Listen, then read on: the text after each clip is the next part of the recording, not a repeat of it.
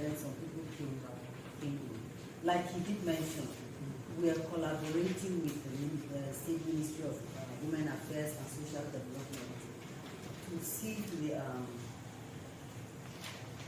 establishment of referral pathways and also to strengthen the systems towards mitigating the prevalence of GBV. Like I said, I don't want to go into details because GBV issue is an issue that if we start talking about it now, some of us may even box ourselves, some of us may cry, some of us may even be victims without even knowing that we're victims. You know, sometimes they say ignorance is bliss. You're inside something, you're inside soup. But once you're already in the pot, you don't know whether it's boiling or it's not boiling until somebody comes and opens it, then a breath of fresh air. Now, our project overview. The project is not a long one. The project is just intended to last about 18 months. We've already taken almost 10 months, about 8 months out of the time that of the 18 months that we have. We've been working quietly. Some of us here we've worked together, some of us have not worked together. And then the project is being funded by Ford Foundation, just to mention if you don't want to this thing. And then we have a goal that we're trying to look at. We want to increase capacity among state and non-state GBV actors to improve access to and deliver comprehensive mental health and psychosocial support services. That is what most of you do. It's just how we look for a big name and giving it. But that's what most Waraka, NAPTI, everybody, almost everybody here, that's what basically we're doing. Even when you speak to a victim, that is what we're trying to do. But then again, NEEM Foundation has gone a step further by having a training workshop on that. We've had our first training on that in Kano. We intend to have another one. Because when we have the training, we just have about this number of people in the hall. So what we do is we pick from time to time, we have them in sets and badges. So that's one of the activities that will be continuous. And then for today's activity, I'm not sure. We'll go back to the drawing board again with the Ministry of Women Affairs. We have key objectives which I keep mentioning. I've mentioned strengthening of the capacity of relevant government agencies. For Ministry of Women Affairs, I don't think I'll say we're strengthening your capacity.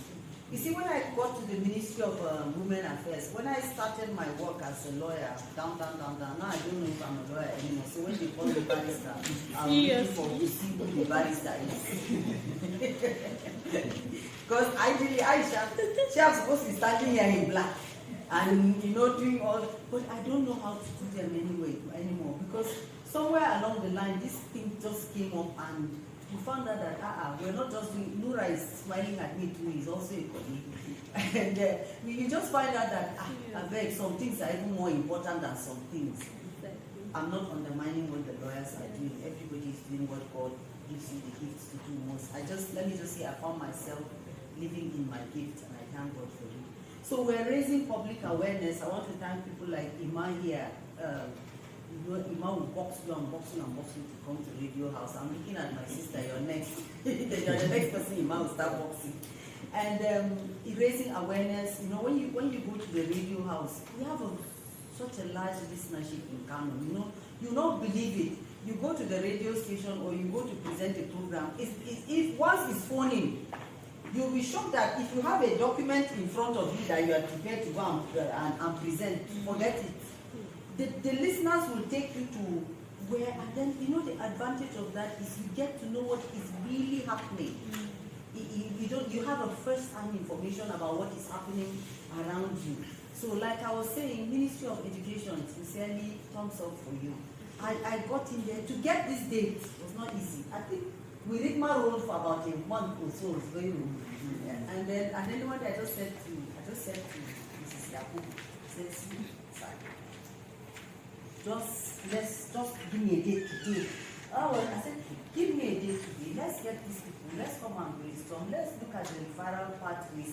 Me too, let me say that I've done something about referral pathways, and you too, let's see what we can put our heads together. So you will see us patching up and behavior for the people from office. Let me tell you something. It's even legislation, even our constitution, up to now Nigeria, if we put Nigerian constitution and we say they should go round and round working on our constitution here in Nigeria, it may take us ages to get to it. But the important thing is that something is being done. We know that the VAP Act, the custodians of the VAP Act, that's the NAFTI, we congratulate you for that, to the passage of that act. We're trying our best, and I know CPAC is trying their best to see that this law is implemented in Kano. You see, Kano took a bold step, because not everybody will carry a new law to incorporate into the old existing law. But Kano has done that. But I want to beg again, I don't know whether my voice will be heard further than this thing, that complete that which you have started now. You started this thing. I mean, I don't know, this is a stage where we should beg now. You've started this thing, complete it. You have merged these laws. You have put in all time, energy, and effort to do it. So can we have it as a law now? Our legislators, it won't take you this thing if you can just forget campaigning for. That is even a campaign strategy. Please tell people in your constituents. That is a good campaign strategy. That would be a very good campaign strategy. Let's pass this law and tell them that we're the one that did it. Vote for us. Have you? Be contextualized on the Kano issues, but that will not prevent us from looking at other best practices and what is sustainable nationally or nationwide. The outlook of my presentation is going to be on the introduction, because when we talk about system, basically we'll be talking about prevention and response system, GBV. Also be talking about the objective of this particular presentation, what it intends to achieve, and then the guiding principle of preventing gender and response system. Those are responsibility of multi-sectorial support to gender-based violence survivors. When we talk about challenges associated with GBV system in Kano State and mitigation strategy, we'll conclude with some recommendations. That's what the presentation is going to be, very snappy and sharp, inshallah. So no time wasting. But feel free, please, to make observations and recommendations where necessary. On the introduction, I was able to go through some critical documents, like two of them. One is the standard operation procedure for GBV, particularly for some few states in northeastern Nigeria. And what they have in terms of system operating guidelines for GBV system is they have or established in around April 20 and 2016, where they first established the standard operational procedure for gender-based violence to support gender-based violence with support from the GBV or that's violence area responsibility under the guidance of Federal Ministry of Women Affairs and Social Development together with UNLP to facilitate the multi-sectorial mechanism for survival, particularly women, boys, and girls, and others that are at risk. The other document I also looked into is the baseline report of Pathfinder International on sexual gender-based violence in Nigeria across states that they implemented their program. What they have there is about strengthening response to gender-based violence in Nigeria, and was also supporting the strengthening the capacity of essential community service providers, particularly sexual gender-based violence, to solicit and manage administration and look for additional funding, equipping and technical expertise, thereby contributing to organizational sustainability and improving the collection and analysis of use data by the service providers to better understand gender-based violence in Nigeria and to guide future prevention and response programs. This is what they have in a nutshell in terms of system strengthening, system improvement when it comes to gender-based violence, particularly sexual gender-based violence. Also, the clear objective of this particular project, not really project presentation is to strengthen the established a clear report referral system so that GBV survivors and others know whom they should report. As we just talked about reporting, who they should report, and such assistance I can also expect to receive from the health, social, law enforcement, and legal or justice and other sectors. The specific objective of this particular presentation is about survivors of GBV who are at risk on how they can receive a prompt and coordinated response from service providers. We'll be looking at creating a holistic, comprehensive support services that will be provided to survivors of GBV. We'll also be able to identify a standard professional practice with regards to confidentiality, information sharing, recording of sensitive information to avoid conflicts of interest. Because the media, I don't want to point the finger to anybody, but we need to be more professional in terms of supporting the survivor and then doing more harm to them. We are trying to report, we are trying to give support to the survivors, but we may end up doing more harm to them, disclosing their identity, revealing all the information, putting them on a safe place, and all that. So the principle of doing no harm is very critical when it comes to dealing with an individual survivors of GBV. Our information privacy of survivors, the comfort, and the best interest one we are dealing with. That's why I don't want to be biased now. I'm always proud of, even though our space is small, but I'm always proud of gender and our SAC, because you hardly take a child there that in the next 1 or 2 minutes you will not forget that he's in the hospital environment, because we make sure that the environment is friendly for children. Before we used to have toys there, and we even give them sweets sometimes. So for a child survivor, you need to make the environment conducive for them. Monza, if you are dealing with a survivor, let that survivor, especially as a child, let him not feel, because I know how children are so much afraid of officers and men in uniform. So make sure that, I'm sorry, I'm not being biased now, but because maybe of the nature of how they operate and all that. But basically what we are trying to say here is that make sure that as we are providing that particular service to the children, we are concerned about their well-being and their interests as well. And to make sure that wherever they are is comfortable for them to give information, for them to maybe kind of revive and get relief and get over their trauma situation. So that's also important too. Then the other aspect for Crystal is adopting survivor-centered approach, especially with state agencies. It's all about our principles, it's all about our organized, not the survivor itself. But we need to design programs as a respondent.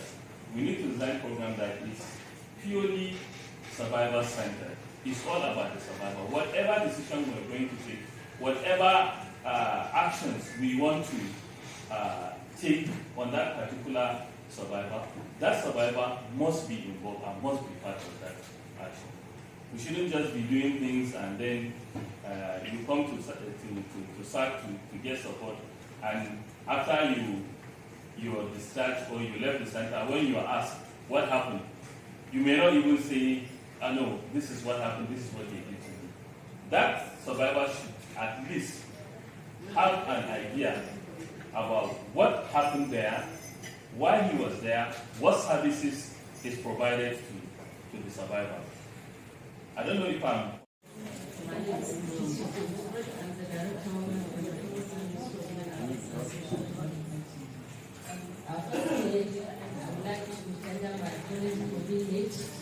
Which is due to unforeseen challenges. I hope you will be able to. Now, let me read out the welcome address. as it was on the agenda. It is my singular honor to welcome all the participants to this scrutiny meeting, which is formed to facilitate for the sustainable solution towards addressing challenges of gender-based violence upon the space. The issue of the GBV is multi-sectoral. As such, your presence is necessary in order to keep our hands on the same depth for prevention and response. This meeting is timely as the prevalence of GBV in the state goes beyond mere affecting a female gender, but also a young gender too, as it is being reported from the Waraka Center. However, our appreciation goes to the CSOs and MDAs invited, whom despite their tight schedules attended. Also, our special regard goes to the NEEM Foundation that has been tirelessly supporting the ministry in deciding its mandate for improving the well-being of vulnerable groups, GBV inclusive. Accordingly, your presence is critical in this meeting. As such, you are expected to participate fully and contribute with their input, which is hoped to serve as a pillar toward addressing all forms of gender-based violence that pose threat to the economic development of our society. Once again, I would like to extend the warm regards and appreciation from the entire management of Kano State Municipal Health Affairs and indeed the Honorable Commissioner, wishing you a fruitful celebration and your other executive months guide the process. Thank you. The first thing is how do we ensure funding for GBV preparation and response? And I was just telling him, I think you should guide us with that. That's not something I really want to delve much into, but if there's anyone who wants to say something, for me it's just to guide the whole discussion. So anyone who wants to jump in, like it's literally within the how do we ensure funding. And as you know, to enable to address GBV, prevention and response is very, very important. And for a state, let me take Kano for example. We are all working in Kano. In our various organizations or wherever we find ourselves, we've noticed and are very much aware of the prevalence of GBV. So, for prevention and response, how would I put it? Many organizations have come to Kano, and in whatever stage they found us in, they have tried to ensure that we address LGBV to a certain level. We are here because NEEM has invited us, in collaboration with the Ministry of Women Affairs as well, to discuss LGBV. So how do we ensure funding? Any ideas? Please, this is an open discussion. Yes, you want to say something? Yeah, thank you very much. For me, it's like we are still going back to a little bit what I mentioned, because when we talk about funding, we shouldn't wait until we have donor partners or international organizations to assist us in addressing. We have a lot of resources that we can tap in, and we are still building in terms of GBV. First, that's the budget.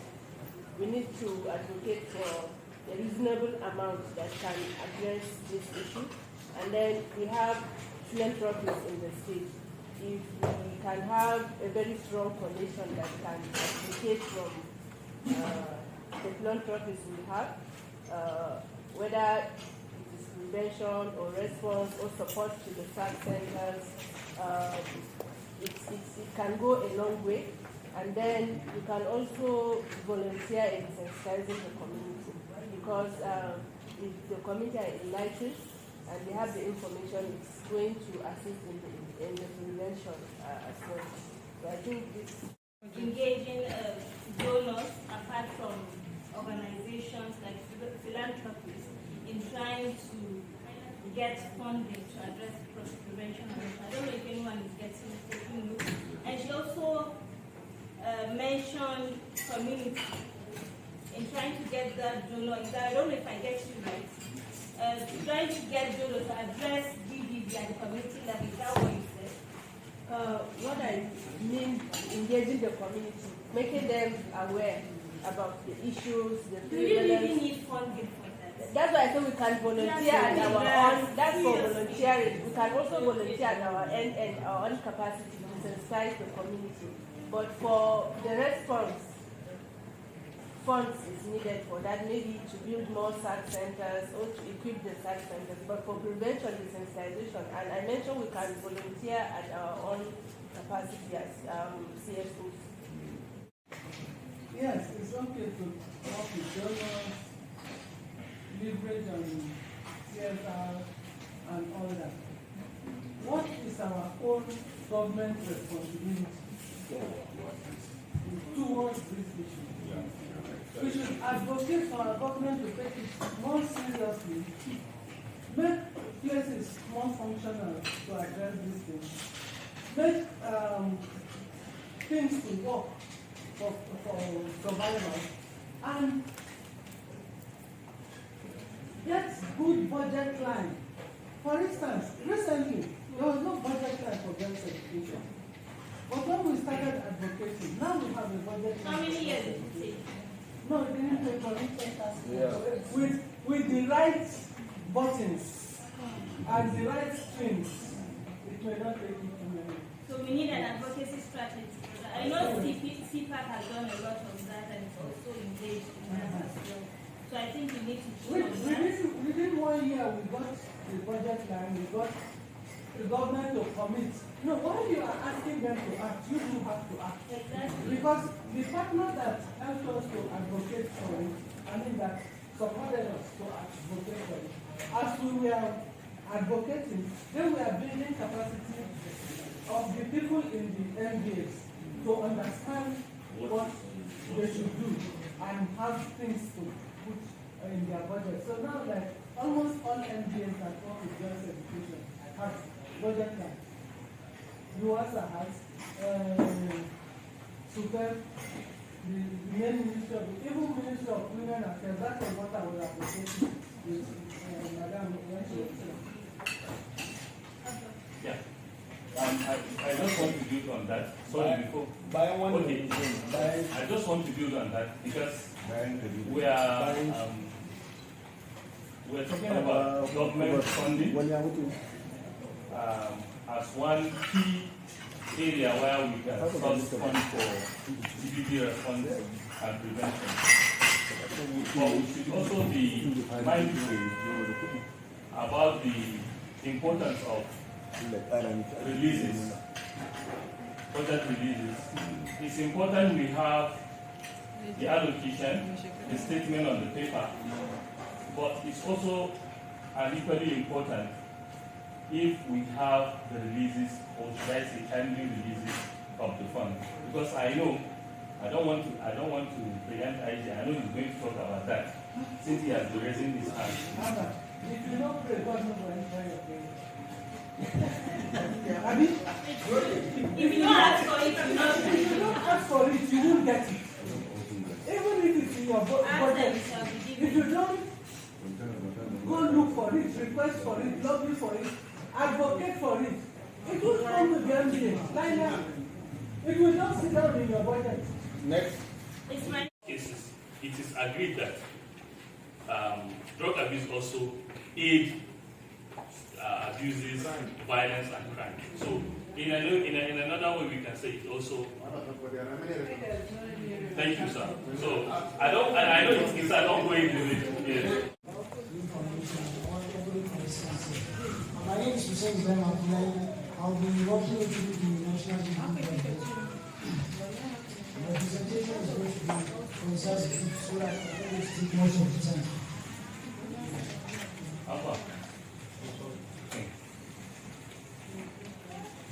As you can see from the projector, this is the presentation outline. Background is I'm going to talk on the medicines that gave birth to the creation of the national platform. Objectives is usually why all of you are here. It's to accustom you or create you the national dashboard. And the essence of the national gender-based violence dashboard is the management tool, data management tool that has been instituted and launched in the Federal Ministry of Human Affairs, every state in the federation to do a step-down training for CSOs or CSOs so that they can use it while reporting to the data. National Reporting Service was previously known as the data entry code. The situation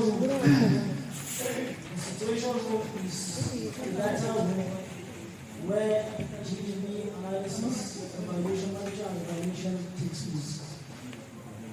Impact level and expectation next line of action. Next slide, please.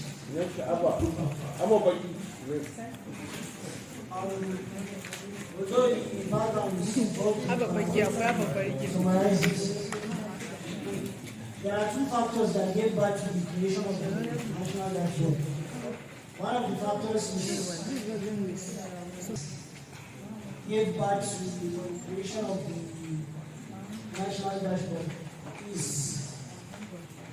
as a result of the EU Global Spotlight Initiative by Federal Ministry of Human Affairs in collaboration with one of the stakeholders that deals with GBV, otherwise known as Foundation Resilient Empowerment and Development, known as FRED.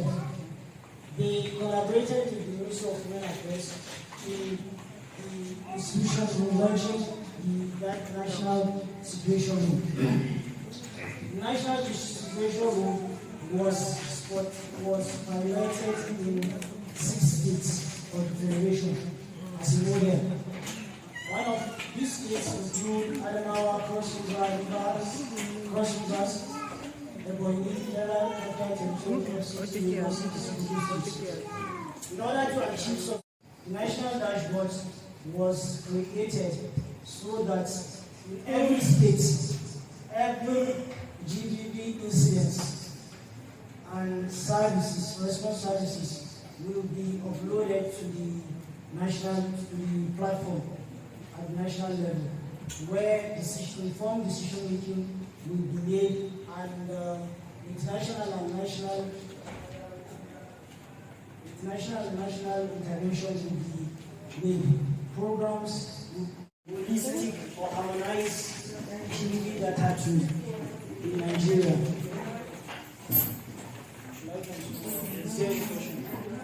Like I do, Maria, we lost a lot of our budget, it keeps acting alone without other CSOs supporting him. Once he just starts, or once he just enters the media, they will just say, okay, he has started again. The madman has started again.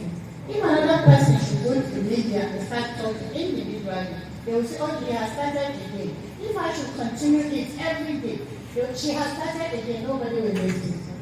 As we insist in our working in synergy, maybe we should collectively, maybe we should find a way of having maybe like quarterly meetings or monthly meetings. Maybe some organization will come together to support each other, give each other technical support, and then forge ahead.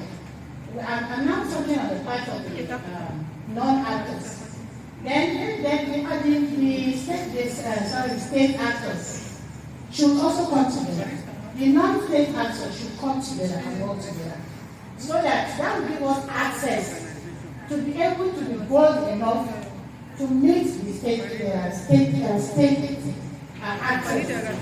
that is when I think the activities will be carried out the way they are supposed to.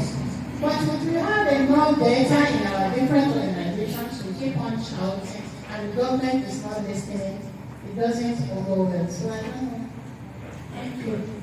You have just said it's evident that the state needs a coordinating team. It's evident we cannot run away from it. So I'm still talking about the need to have that coordinating team so that, like she said, there will be this, it needs to be multi-sectoral actually. It should be a multi-sectoral coordinating body so that at least everybody will have a representation on the table And I think it will ease even collation of the data and even the verification process. And I also think the coordinating body will be able to push the situation room at, it will be like a check and balance in the ministry's coordination room and also a morale booster. Because I believe they should also partake in the situation room system to understand, because it's like you're giving feedback from what is happening at the grassroots. And I think they should be giving a TOR, the coordination body, so that you have, it should not just be something that will just everybody will come and listen and move, but we need to have like mandates and all that we'll be able to work with. And I believe it should be able to even boost advocacy. Because like when you work alone, you don't work a distance, but when you work with people, you work a very long distance and people will understand what you're doing. I think this is what we should do. That was just the time to make sense. Thank you.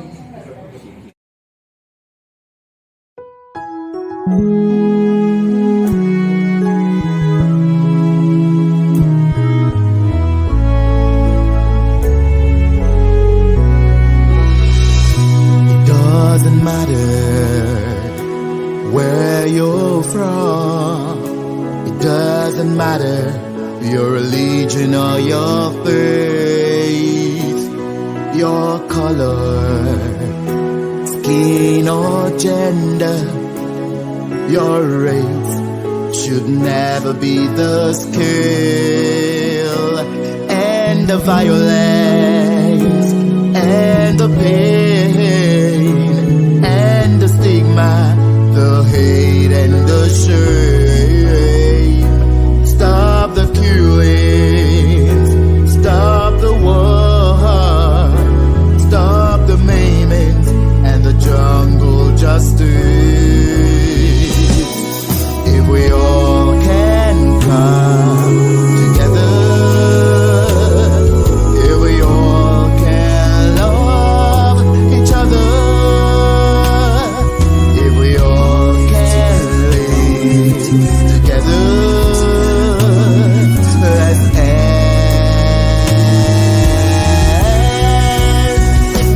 this violence.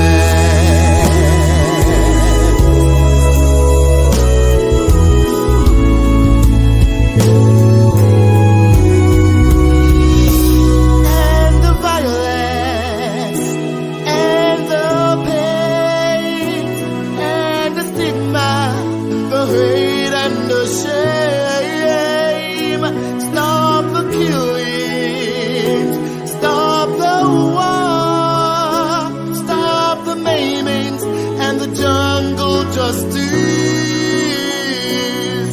if we all can come